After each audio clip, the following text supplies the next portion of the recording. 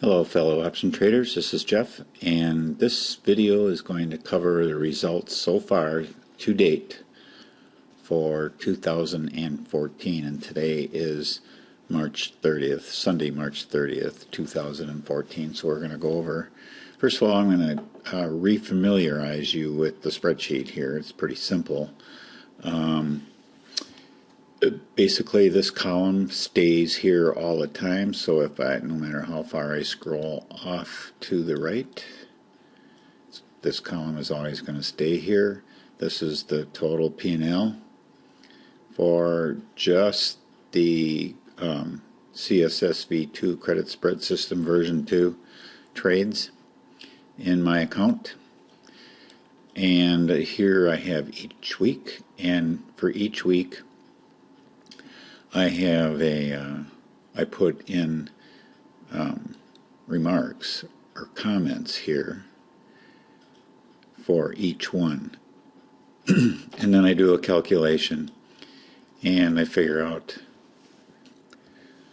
where it is on the profit and loss. So on this one it was a profit of 48 cents. I did two of them. So you can see in the formula it's 51-cent credit minus a 27-cent debit when I exited times 2, and then up here I take this whole column and multiply it times 100. So I end up with my total P&L for each week. All I have to do is work with the smaller, like smaller amounts. I don't have to multiply everything times 100 until I get done, basically. So I just take things literally from what Thinkorswim is telling me. I actually paid, for instance, on this apple, I had a $1.25 credit when I opened it, and then it cost me $2.30 to close it, and that was a loser.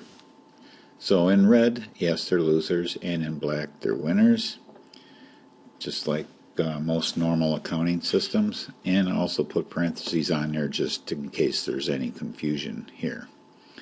Okay, so as we saw, January was a pretty good month, and then February, when I was in Florida, was not so hot, and it kind of carried over into March. And I don't think I've done this since maybe the end of January. So we're going to start there. This week I had an Amazon and a Google trade that didn't work out. And then the next week, on 2/8, I had a MasterCard and a LinkedIn that did not work out. And then the following week, we had a Costco trade, and that was the one where I ended up being assigned. And it actually worked out in my favor nicely.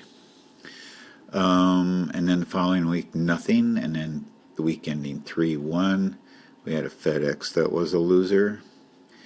And then the following week, ending 3/8, gold was a loser, CVX was a loser, Netflix was a loser, and Priceline was a loser. And then the following week, LinkedIn was a winner, nothing on the week ending 3/22, and the week ending last week, which we're all probably most familiar with, was I had that LinkedIn trade that actually was going against me, and I should have exited, but I stayed in, and Friday ended up 100% profitable because it expired out of the money. I didn't even bother to close a short or anything on it. I was prepared to take the total loss on that, and fortunately it worked out to the better. And then the overnight, what I called CSSv2's overnight, based on momentum, Amazon, Baidu, Google, Priceline, and Tesla all didn't make it.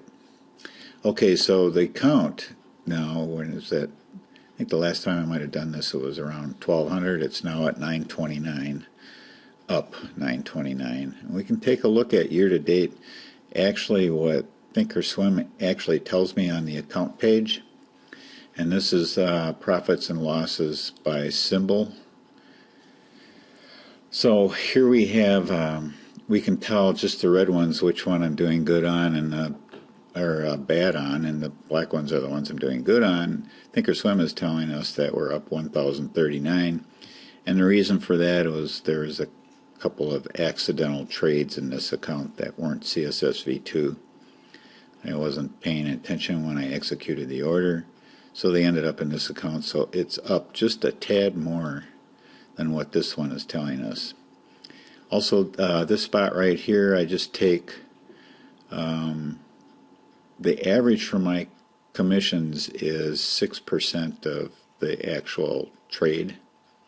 So I just take the total profit and loss and multiply it times 0.94, and I come up with this. So that's the number less commissions, and Thinkorswim is telling me that I'm actually up $1,039.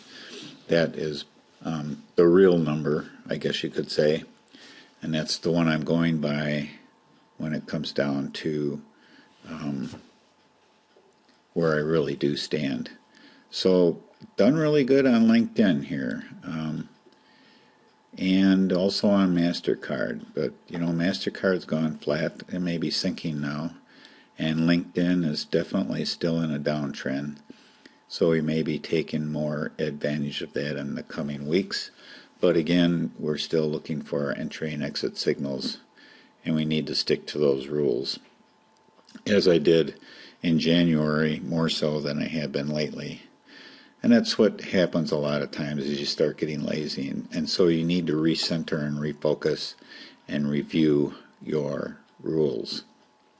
All right, so that's it for this video, short and sweet. I'll be keeping it up, hopefully, you know, like every week or two, coming out with a status. Maybe I'll just flash this up during the day sometime for my daily scans. We'll just see how it progresses. All right. Thank you very much for watching. Have a great day and happy trading.